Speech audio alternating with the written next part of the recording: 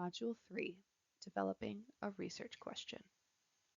So far, we have discussed what research is, some biases in autism research, and how we can overcome these biases by including community members in participatory research. In this module, we'll discuss the process of developing effective research questions to prepare a research study. Specifically, we will discuss 4 topics. First, we'll describe what a research question is and its vital role in a study. The next 3 topics involve the 3 primary steps of developing a research question. Second, we'll discuss the process of choosing a general idea to explore with a research study. Third, we'll discuss using a framework called PICOTS to structure the study. We'll define this term when we get to this section. Fourth, we'll discuss conducting a systematic review to revise our research question. In this section, we'll describe the process of developing a research question. We will discuss terminology such as research question and hypothesis. Then, we will give an overview of the steps to creating a research question. A research question is the question that researchers try to answer in a research study. Research questions must be very specific so that researchers can test a possible answer to their question.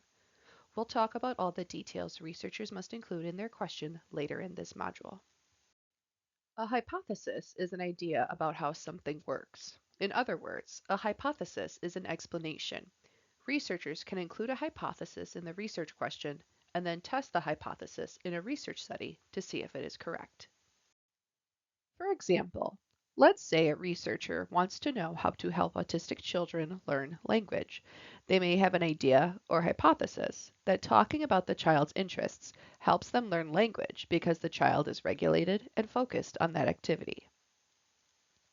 So the research question may be, how does talking about a child's interests help them learn language? Then they'll test this hypothesis in their research study. Some research questions don't have a hypothesis. This is usually the case when trying to discover or describe something, like describing the perspectives of people that are underrepresented in autism research. There are 3 basic steps to developing a research question. First, the research team should think about a question or general idea that they want to answer. Second, they should map their general idea onto a framework called PICOTS. PICOTS describes all the components of a research question. It includes population, intervention, comparator, outcome, timing, and setting. We'll review this in a couple slides. As the research team thinks through this framework, they may realize that they don't know how to choose certain elements of the PICOTS framework, so they'll move on to step 3. In step 3, researchers will do a systematic review of previous studies about their topic. Systematic reviews tell them what is known about the topic. They also tell them about gaps in the research we don't know a lot about. Researchers should work with community members throughout the process. This ensures that the research question is important to the community. In the next sections, we'll describe all 3 steps of the process and how community members can help. The first step of developing a research question is choosing a general idea to explore. First, the research team will come up with a general idea or question they want to answer. The team may be curious about a specific therapy or how to support children with a specific skill. The research team may also consult with community members to know what sorts of questions they may have. This is where the research team might think about a hypothesis they want to explore. Some general questions may include things like, how do I help reduce my child's distress when changing activities? Are AAC therapies or spoken language therapies more effective at helping my child's language? The general idea may come from personal experiences, but it will be tested on a large group of autistic toddlers. As we discuss the next steps of developing a research question, we'll use the general question, how do I help my toddler's emotional regulation when transitioning between activities, as an example. Once researchers come up with a general idea, they use the PICOTS framework to make their research question more specific. We will define what this means on the next slide. After the team chooses their general question, they'll map the question onto the PICOTS framework. The acronym PICOTS refers to the 6 basic components included in a research question. It includes population, intervention, comparator, outcome, timing, and setting. Researchers must include all 6 components to create a specific research question that they can test with their research study.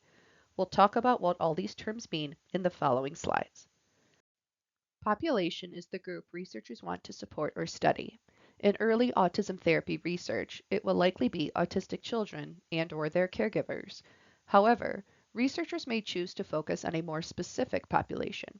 For example, a population can be autistic children who are deaf or hard of hearing, or autistic children who live in communities that are underserved by public programs. In our example, how do I help reduce my child's distress when changing activities? Our population is autistic toddlers. The intervention is the therapy the researcher wants to study. We will limit our use of intervention because this term is more commonly used in medical settings and can be stigmatizing when discussing ways to support autistic people.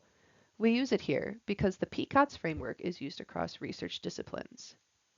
In our example, the research team may not know what specific therapy they want to choose, but they may know that they want caregivers to be able to use it in their daily lives. We'll discuss how they choose which therapy to use when we talk about systematic reviews. The comparator is the therapy that is compared to the primary intervention. Researchers can choose another therapy as a comparison or choose to use a control group that gets their usual care but no additional therapies through the study. Researchers will only use a comparator if there is another evidence-based therapy option that they want to compare to their new option, or if they want to compare 2 evidence-based options to see which one works best. In this example, researchers don't know what the therapy options are, so they may still be unsure about the comparator to choose. The outcome is the goal or skill that researchers target in the therapy. It can be something like vocabulary, sensory regulation, caregiver stress, and more. There can even be multiple outcomes in a study. In our example, the outcome would be the child's distress while changing activities. Another outcome could also be how frequently caregivers use the strategies, or their satisfaction with the strategies. Timing is the length of the therapy or the frequency of the therapy. For this example, the research team may not know how long the therapy should last. We'll talk about this more when we discuss systematic reviews. Setting refers to where the therapy will take place, like in a research lab, clinic, school, the community, or in the family's home. For our example, the research team may want to see how the therapy works in the child's natural setting, such as their home or around their neighborhood. If you would like to take a break while watching the modules, this is a great place to do so. After filling out the PICOTS framework as best as they can, researchers will conduct a systematic review. In this section, we will discuss what a systematic review is and its purpose. We will also address how a systematic review helps researchers find gaps in previous research. A systematic review is an organized way of looking at all the studies that have been done on a specific topic. By collecting all the studies together, it's easy to see which elements of the PICOTS framework have already been looked at in the past. This will help them fill out PICOTS framework for their research question. Researchers may have to conduct their own systematic review, but many people publish systematic reviews on popular topics in academic journals. Researchers can always check to see if a systematic review, literature review, or scoping review has been recently conducted on their topic of interest. A meta-analysis is also similar to a systematic review, but it statistically combines the results of all studies in the review to look at the overall effectiveness of a therapy. Systematic reviews can be used for other things, but we will focus on how they're used to help design research questions in this module. Systematic reviews can also reveal research gaps or holes in our knowledge about a specific topic. In other words, research gaps refer to topics that researchers haven't studied before. Researchers can design a research question that fills in this gap to contribute to our knowledge about a topic. To help understand how a systematic review helps researchers, let's revisit the example of a general idea. How do I help reduce my child's distress when changing activities? As the previous slides demonstrated, researchers weren't sure what therapy to use, what comparator to choose, or what the timing of that therapy should be. So the researchers can look at all the previous research in a systematic review to determine which therapy and timing to use. In their researchers' general idea, they decided they were interested in supporting autistic children in toddlerhood. But the systematic review may show that researchers have only looked at ways to support emotional regulation in older autistic children, like those in elementary school. So the new study can fill in a gap in the previous research because it will teach us something new by focusing on toddlers. Now on to intervention, or the therapy of interest. In the general idea, it was unknown what intervention or therapy to use, but researchers knew they wanted the therapy to be used by caregivers. The systematic review may show that visual schedules have been successful in previous research studies, but when used by teachers. Visual schedules are a support where photos of activities or actions are put in a sequence so that children can understand the order of events or activities to expect. So the systematic review helps researchers specify their research question because they now know to choose visual schedules as their intervention. And the systematic review reveals that this new study will fill in a research gap because it focuses on supporting caregivers, not teachers. As a refresher, the comparator is the therapy that is compared to the primary intervention.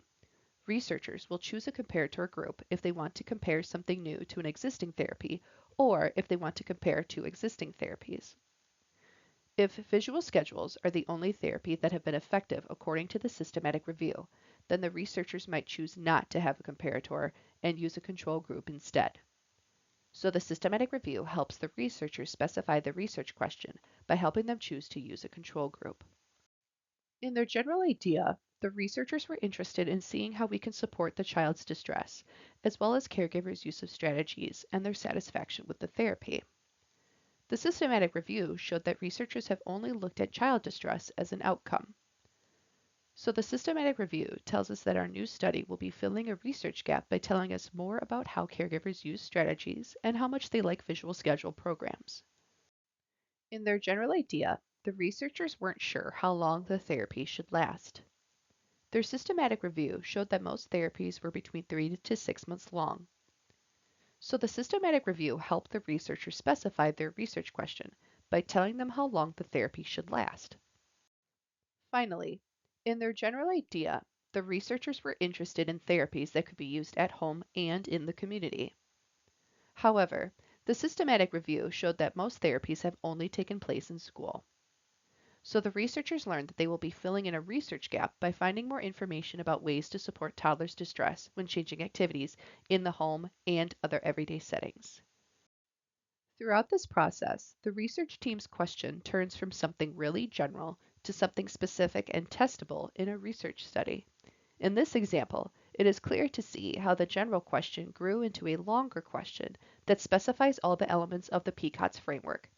It went from, how do I help reduce my child's distress when changing activities, to how does a visual schedule therapy program implemented by caregivers in the home over 3 months support autistic toddlers' distress when changing activities. Researchers should also collaborate with community members to develop their research questions at every step in the process. When a study has fully engaged community participation, community members will already be on the research team to help guide these choices. The team can also get input from community members who are not on the research team. They can hold focus groups or conduct interviews and surveys to get input from the community, especially from community members who aren't represented on the research team. When gathering input from community members about the research question, it's important for researchers to be specific about the PCOTS components, like the therapy or outcome. For example, caregivers on the research team may say they want support with their child's social skills, but this could mean different things to different people and can be measured in different ways. And researchers might prioritize specific social skills that community members may not think are very important due to their training based in the medical model. Researchers might think that eye contact is an important social skill to target with the therapy. One community member might consider social skills to mean happiness during caregiver-child interactions. Another person might consider sharing with peers to be an important social skill. But if members of the community don't think that eye contact is important, this outcome measure may be inappropriate, even if they think that other social skills are important to support. It is a good idea to survey community members about what they think social skills means, how they think they should be measured, and more. Researchers could even measure multiple skills to address the wide-ranging preferences of the community. In this module, we learned about developing a research question. In the next module, we'll learn about how to create a research study to answer the research question. This resource is part of a project funded through a Patient-Centered Outcomes Research Institute PCORI Eugene Washington PCORI Engagement Award.